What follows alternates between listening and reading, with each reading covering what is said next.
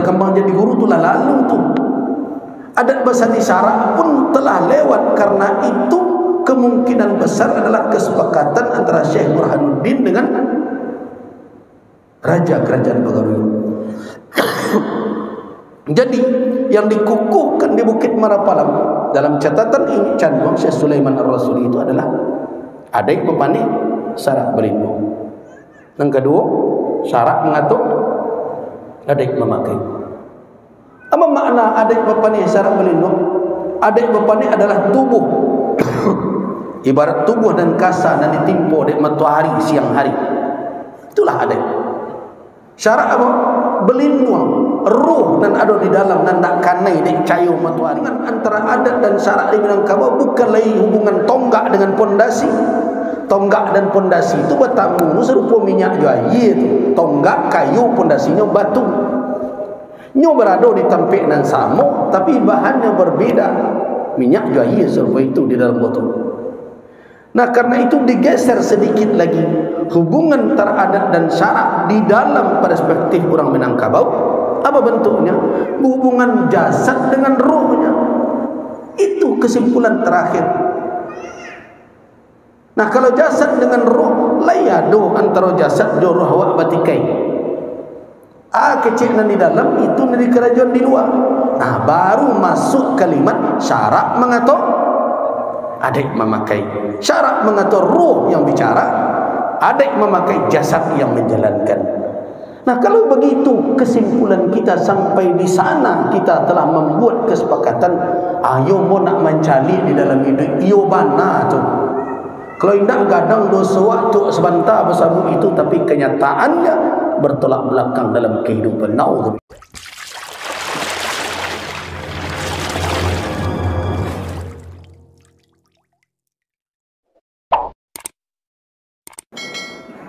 Assalamualaikum warahmatullahi wabarakatuh.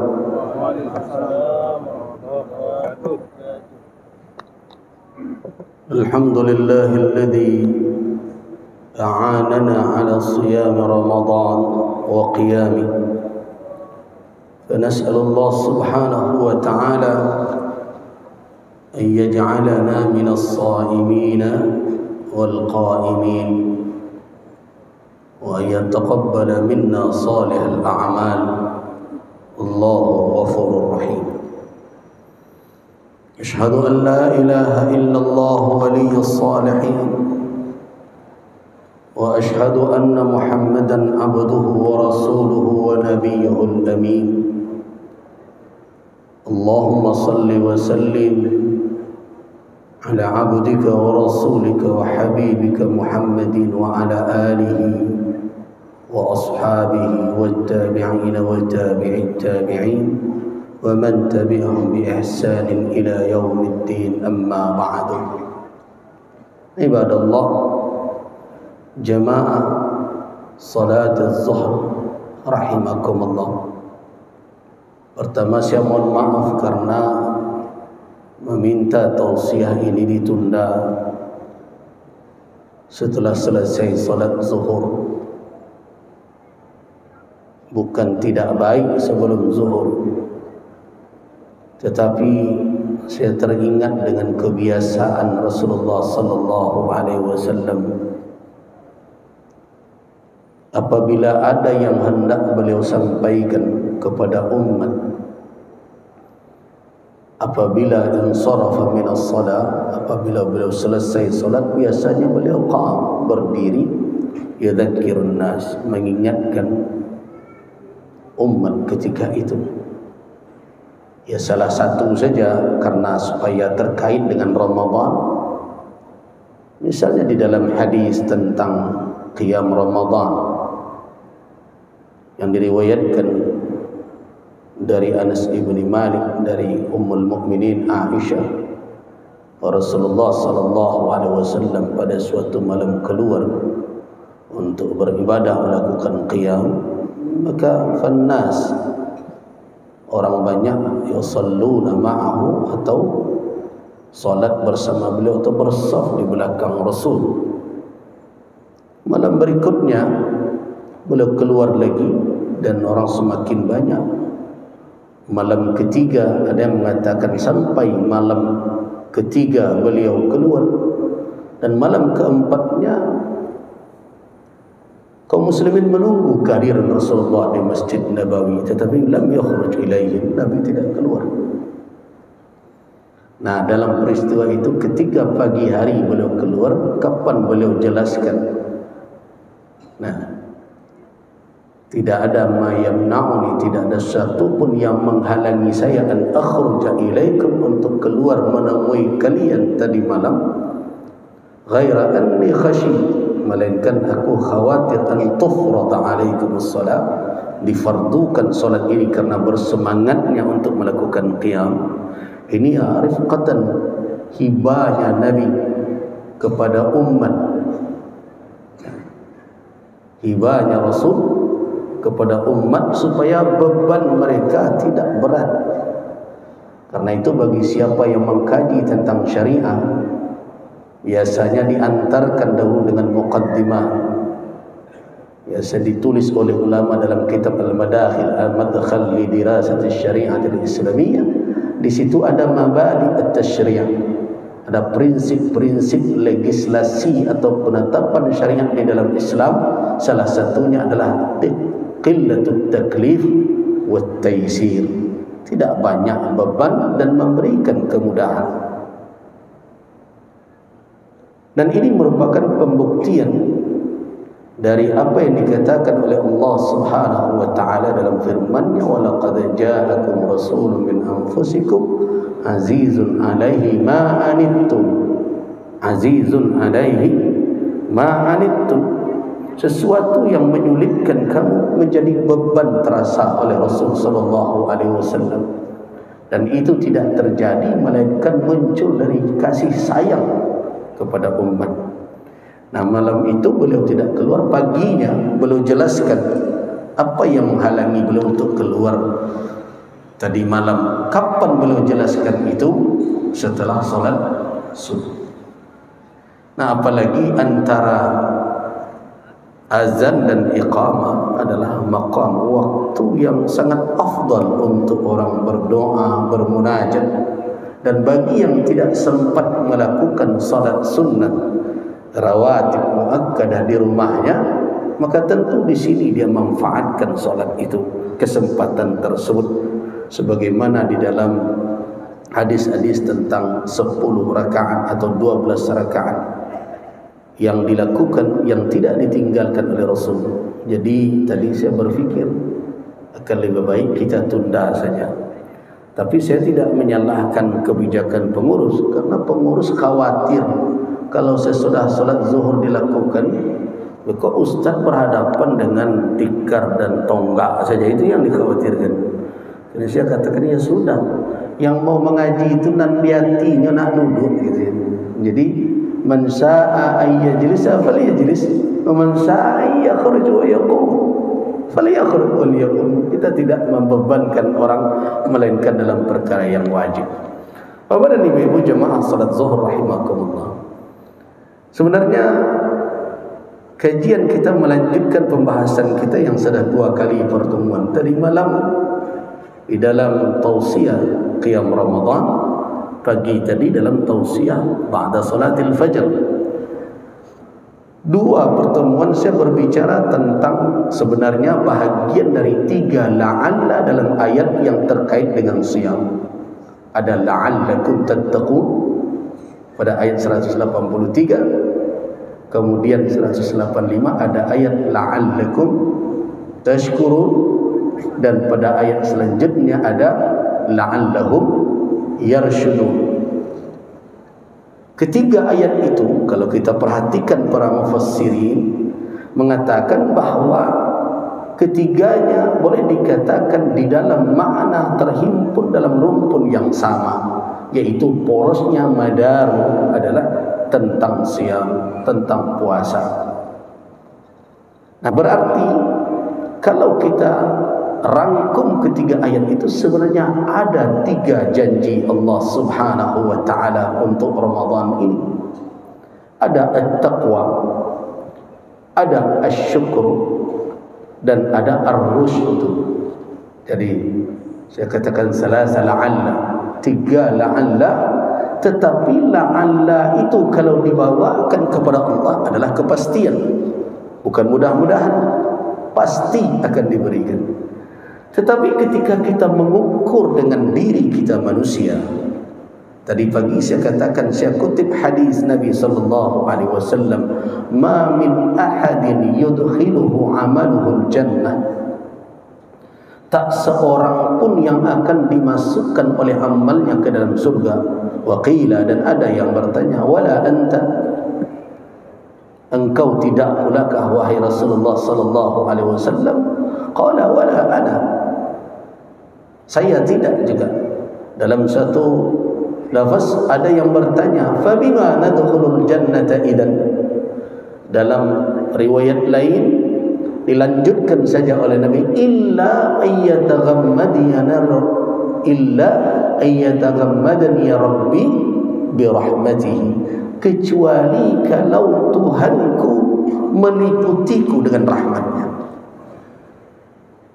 Nah, berarti wahai kaum muslimin, betapapun kita menjalankan ibadah ini, sampaikah kita pada tingkat kamalul ubudiyah? Apakah ibadah itu menjadi jaminan untuk kita masuk surga? Tidak.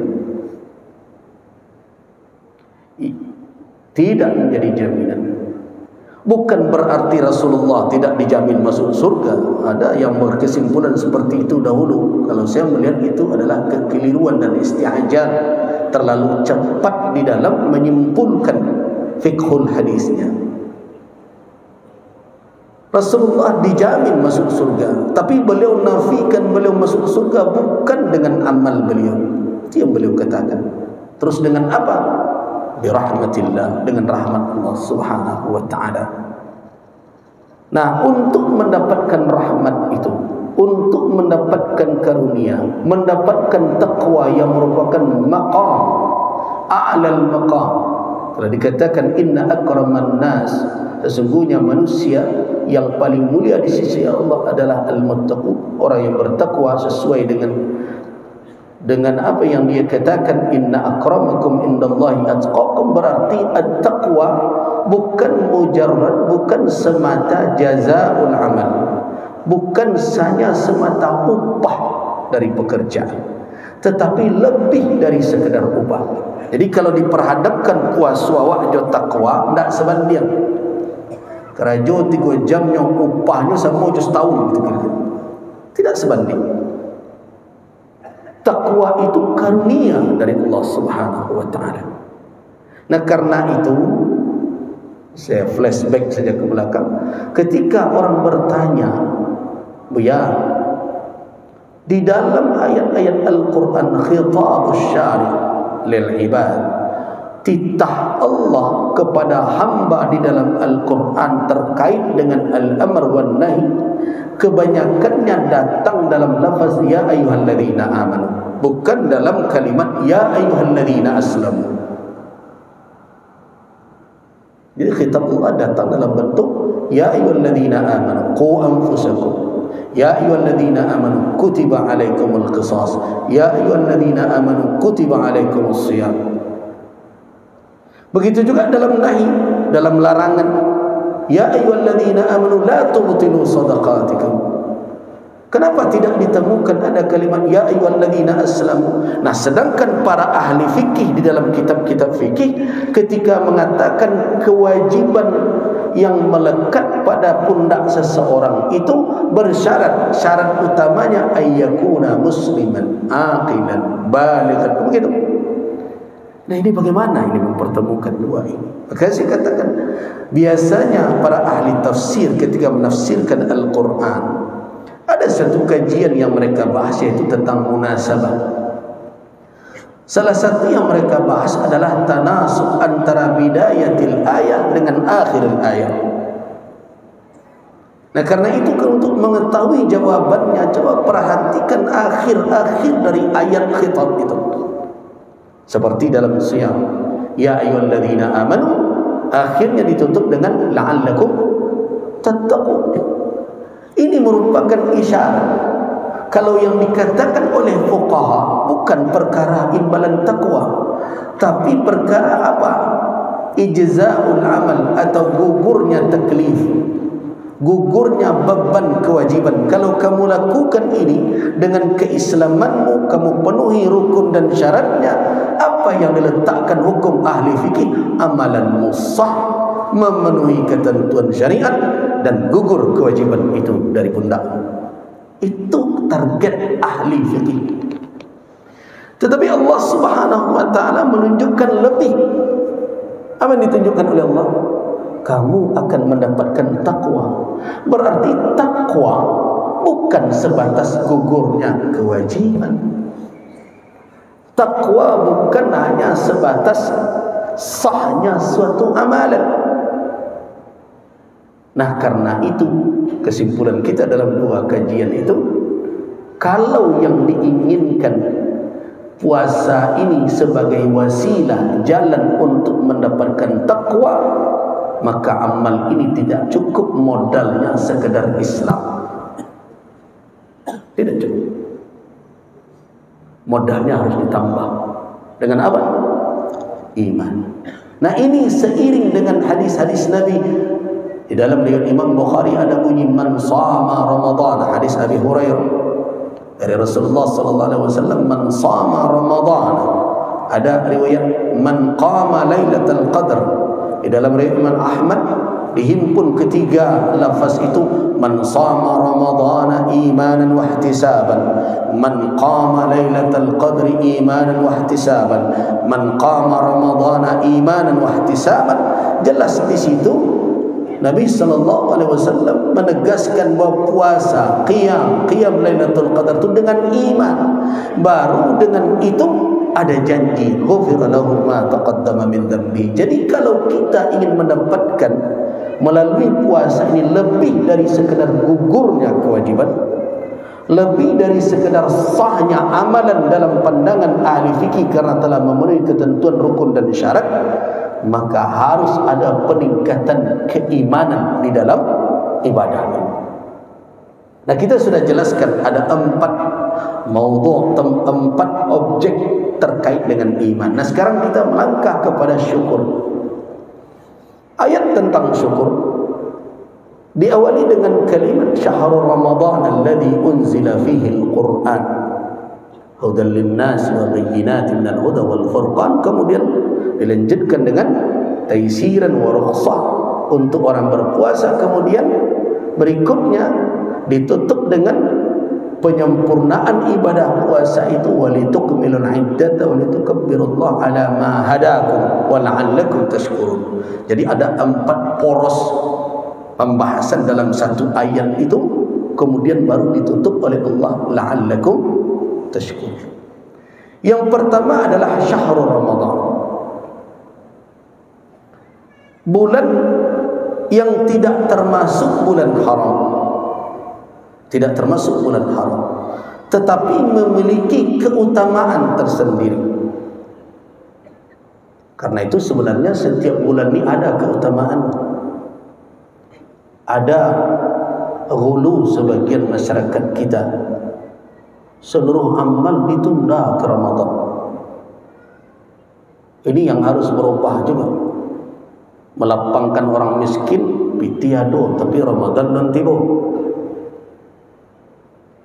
Menyantuni anak yatim, Ramadan baru tekana anak yatim. Bahkan ado nang kamu saji menunggu Ramadan. Apakah itu yang dimaksud? Betulkah bulan Ramadan ini memiliki keutamaan? Yudha'af fihi al-a'mal, dilipat gandakan amalan. Ya, tetapi bukan berarti Ramadan tempat menumpuk amal dan di luar Ramadan mengurangkan semangat beramal. Ini adalah konsep kekeliruan. Itu yang disebut oleh para ulama dengan Ramadaniyun. Orang tunduk dan patuh hanya di bulan Ramadan saja. Di luar Ramadan mereka tidak perhatikan apa yang menjadi ketentuan Allah Subhanahu wa ta'ala. Nah, Allah sebutkan syahrul Ramadan karena dia memiliki keutamaan. Nah, di antara keutamaan di antara, bukan satu-satunya, unzila fihi al-Quran, bulan diturunkannya Al-Quran. Saya tidak ingin masuk kepada sejarah ulumul Quran tentang kapan turunnya, apakah yaumul taqal jam'an itu awal nuzul atau dia turun pada 10 yang akhir sebagaimana di dalam berbagai hadis. Tapi yang ingin saya katakan bahwa di bulan ini merupakan permulaan turunnya hudan, turunnya hidayah kepada umat manusia setelah mereka mengalami kekosongan fatratan minar rusul. Di dalam kajian ilmu usul, para ulama berbicara tentang peran akal dalam menemukan kebenaran. Jumhur ulama mengatakan bahwa akal la yastaqil, tidak berdiri sendiri bisa menemukan al-haq. Walaupun akal memiliki kemampuan untuk membaca alamat, tanda-tanda mana yang qabih, mana yang hasan, ya. Tetapi kalau bertumpu kepada akal untuk mencari siapa Khaliq, manil Khaliq, siapa pencipta alam ini, apa sifatnya, akal tumpul dalam perkara itu. Kalau tidak percaya, coba kaji sejarah agama-agama yang ada. Ketika manusia bertumpu kepada akal, berbagai macam Tuhan yang mereka temukan.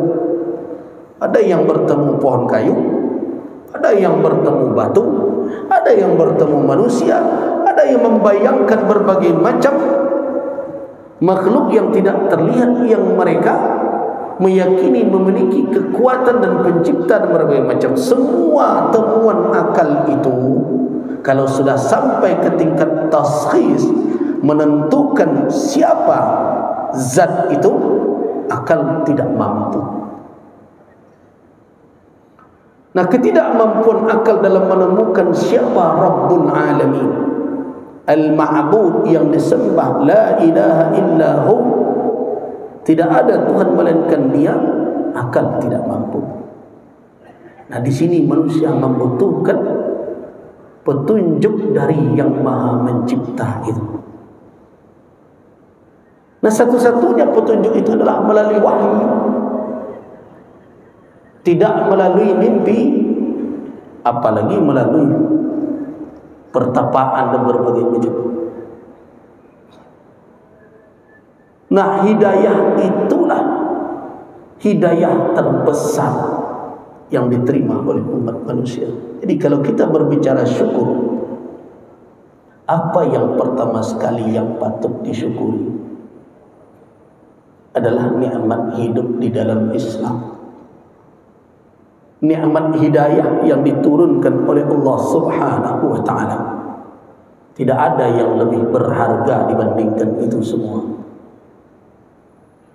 Jadi di dalam ayat itu Allah Subhanahu wa ta'ala mengikat antara waktu dengan apa yang diturunkan. Waktunya adalah bulan Ramadan, yang diturunnya adalah hidayah yang dibawa oleh seorang Rasul sebagai penutup risalah samawiyah, seluruh risalah yang diturunkan oleh Allah, yaitu Al-Quranul Karim. Dan ketika Allah tutup dengan la'allakum tashkurun, sebagai isyarat bahwa tidak ada nikmat yang paling patut kamu syukuri. Apa makna syukur? Syukur itu di dalam bahasa Arab tasawwurun ni'mah wa izharuha. Kufur itu adalah nisyanun ni'mah wa satruha. Dikatakan syukur apa? Mengakui, menggambarkan nikmat itu ada, kita ingat dan memunculkannya. Sedangkan kufur apa? Kufur nikmat apa?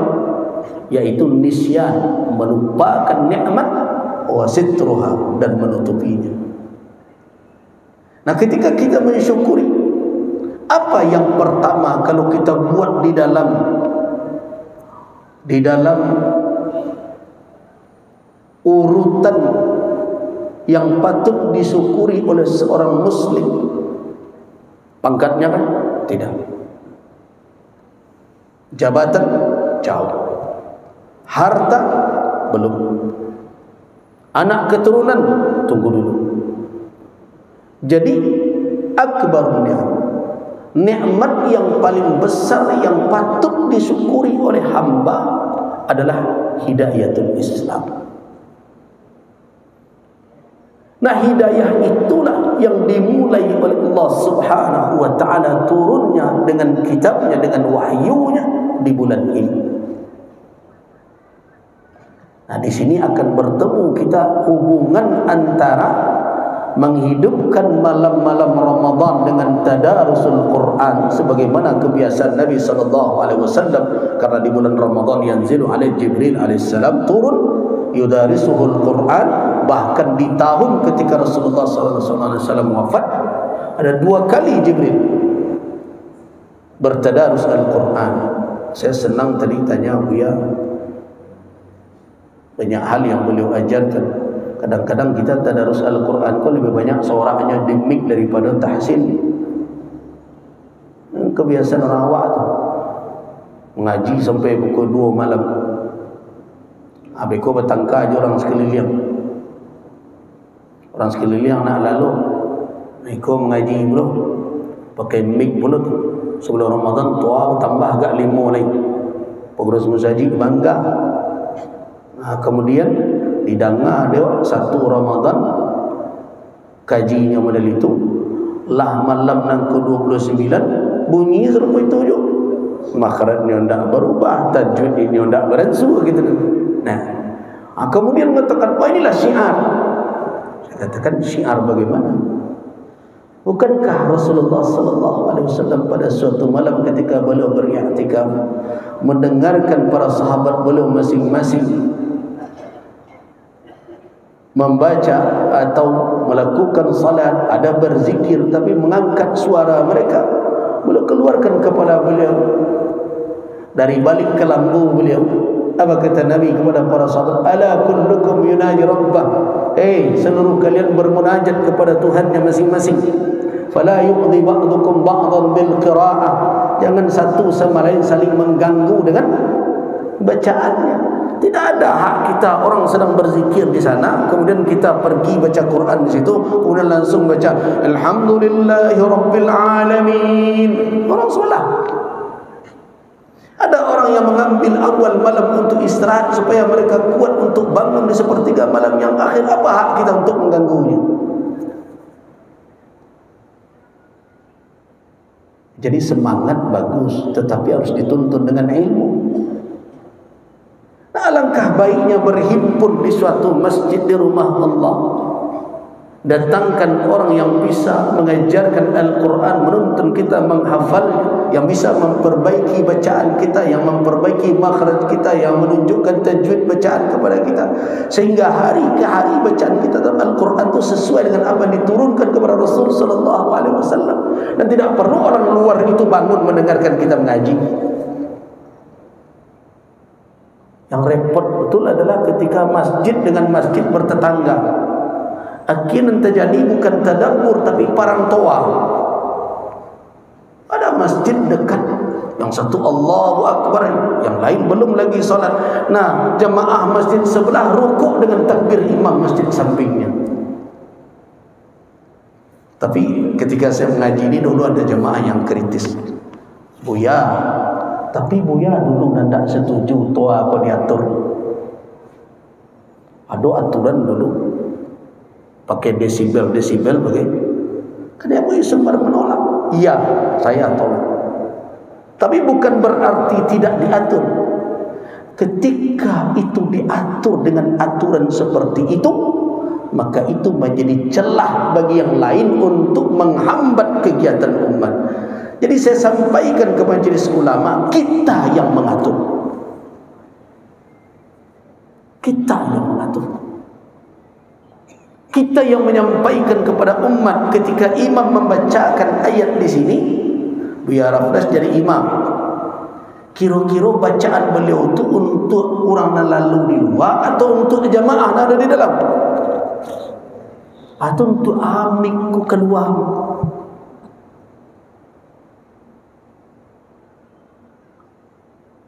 Jadi memahami sesuatu dengan petunjuk. Nah, ketika kita bertadarus Al-Quran, apa yang dituju? Sama dengan orang bertanya, mau hafal Quran bagus, orang akan berada pada posisinya di akhirat kelak sesuai dengan bacaan dan hafalan. Iqra, baca. Setelah dibaca, naik lagi peringkatnya. Iqra, baca, naik lagi peringkatnya. Betul.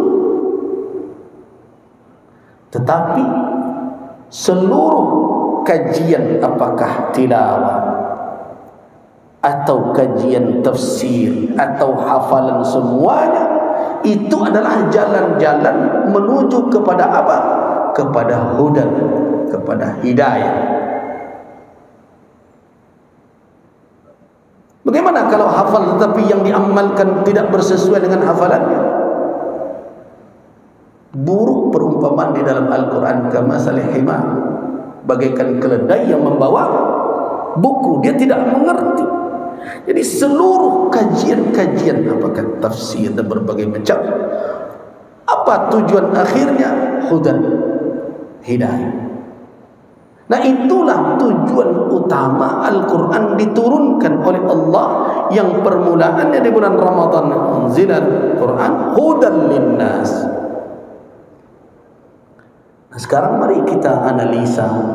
Kalau sampai di situ saja kita mengambil konsepnya dulu sementara, karena tidak mungkin sampai akhir ini mau mencari sebagian lagi gelisah bilobi aku berhenti gitu. Nah, tapi baru pada hudan saja, tugas orang yang mentadabburi menjadikan Al-Quran itu sebagai patron kehidupannya, sebagai ukuran dalam dia melihat dirinya perbuatan. Betulkah dia sudah menjadi hudan? Nanti kita bicara bayyinah, nanti kita berbicara furqanan. Furqan itu adalah kemampuan di dalam diri yang ditimbulkan karena pemahaman yang mendalam terhadap Al-Quran, sehingga orang bisa memilah dan memilih. Ada yang pandai memilah, tidak pandai memilih. Halal jo haram tentu dia, tapi tiko kemamitnya sapuran tahu sedonya tu memilah, senang pandai memilihnya, tidak pandai. Furqan apa maknanya? Pandai memilah antara hak dan batil, pandai memilih mana yang hak diambilnya, mana yang batil ditinggalkan. Itu furqan. Nah, nanti kita bicara tentang itu. Hidayah yang dibawa oleh Al-Quran saja, yang disebut hidayatul dalalah. Kan hidayah ini ada hidayatul fitrah. Seluruh kita sudah diberikan oleh Allah titipan hidayah. Wa idh akhadha rabbuka min dhuhri bani Adam wa ashhadahum ala anfusihim alastu bi rabbikum. Para ulama mengatakan itu terjadi sebelum penciptaan manusia, ketika cikal bakal mereka diambil, dipertemukan oleh Allah, diminta kesaksian mereka, alastu bi rabbikum, qalu bala. Itu dibawa, fitrah itu dibawa. Di dalam hadis ditegaskan, ma min mauludin illa yuladu 'alal fitrah. Tak seorang pun yang terlahir ke muka bumi ini melainkan terlahir di atas fitrah. Fa abawahu, dua orang tuanya bertanggung jawab. Ini kalau dijabarkan hadis ini lagi, bertindak guru, penanggung jawab utama. Siapa? Fa abawahu ayyuhawidani aw yunassirani aw yumajjisani, menjadikan dia Yahudi, Nasrani, Majusi. Nah, ada fitrah yang dibawa. Itu hidayah pertama. Yang kedua adalah hidayatul dalalah. Itu yang diberikan oleh Nabi. Jadi ketika Nabi dikatakan memberikan hidayah, innaka tahdi, apa maknanya? Hidayatul dalalah. Ketika Nabi SAW dikatakan tidak bisa memberikan hidayah, seperti kasus Abu Talib, innaka la tahdi man ahbabta walakin Allah yahdi man yasha, itu hidayah lain yang disebut dengan hidayatul taufiq. Nah, sekarang apa itu hidayah dalalah? Di dalamnya kalau manusia mendalami petunjuk itu, mereka akan mendapatkan petunjuk-petunjuk mana jalan keselamatan dan mana jalan kebinasaan. Apakah itu sudah dipakai oleh umat? Nah, di sini kita bertanya terus sampai di mana sikap kita berhadapan dengan Al-Quranul Karim. Jangan-jangan nan dibaca lain, nan dikerajuan lain pun. Nah, tidakkah bulan Ramadan ini bisa kita jadikan momentum untuk kembali kepada Al-Quran, menjadikan dia tuntunan di dalam kehidupan, bukan hanya sebagai ajang perlombaan. Saya ketika ada MTQ nasional di Sumatera Barat, agak nyinyir saya memberikan arahan, sehingga ada yang berkata di luar saya, itulah bau je lah buaya tu tempat yang ada.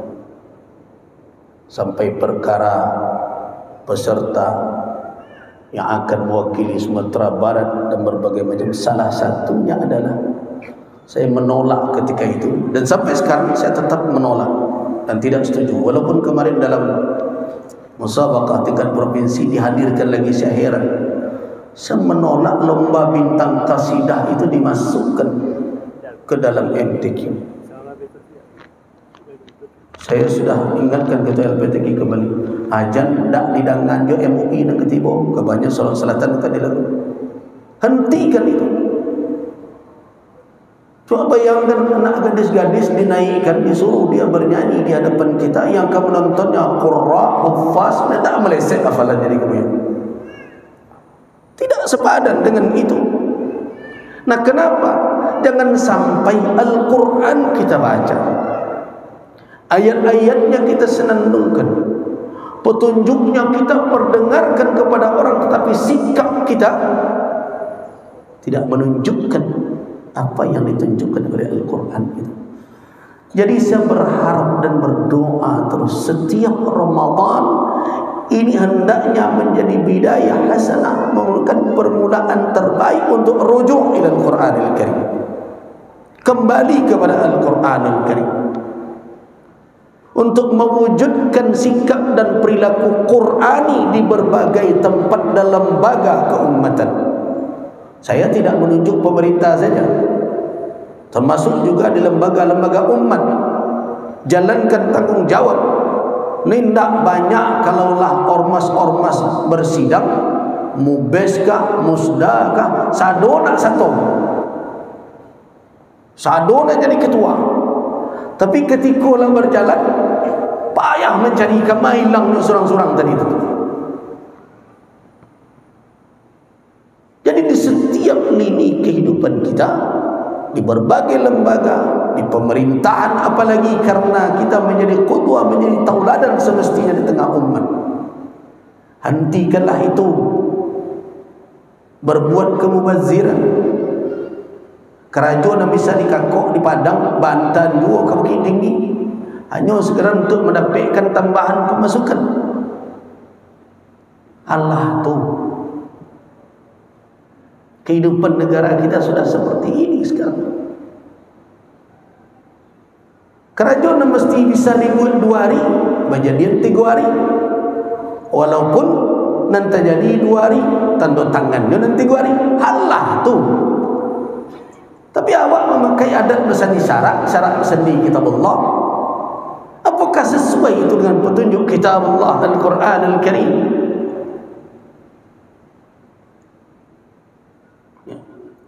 Tentu tidak.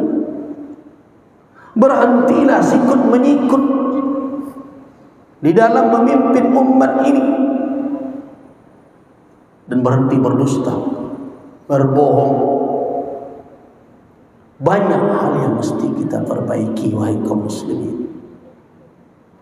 Nah, mudah-mudahan Ramadan tahun ini bisa kita jadikan momentum untuk memulai hal yang demikian. Hiduplah sesuai dengan petunjuk Al-Quran. Nah, itu baru pertanda kita menjadikan Al-Quran sebagai pegangan. Jadi petuah adik bersandi syarat bersandi kitab Allah itu bukan berarti kita hidup kareh jo adik. Tak benar itu pemahamannya. Kan petuah itu telah dikukuhkan di Bukit Marapalam. Pepatah kita itu, ujung pepatah itu bukan kalimat alam tekambang jadi guru di dalam pengkajian majelis ulama, bukan itu terakhir. Alam tekambang jadi guru itu sebelum Islam tiba. Jauh orang menyusun tatanan sosial di ranah Minang dari alam. Tapi ketika sudah bersandi ke kitab Allah, bahkan berlanjut hubungan antara syarak dengan adat bagaikan hubungan tubuh dengan ruh.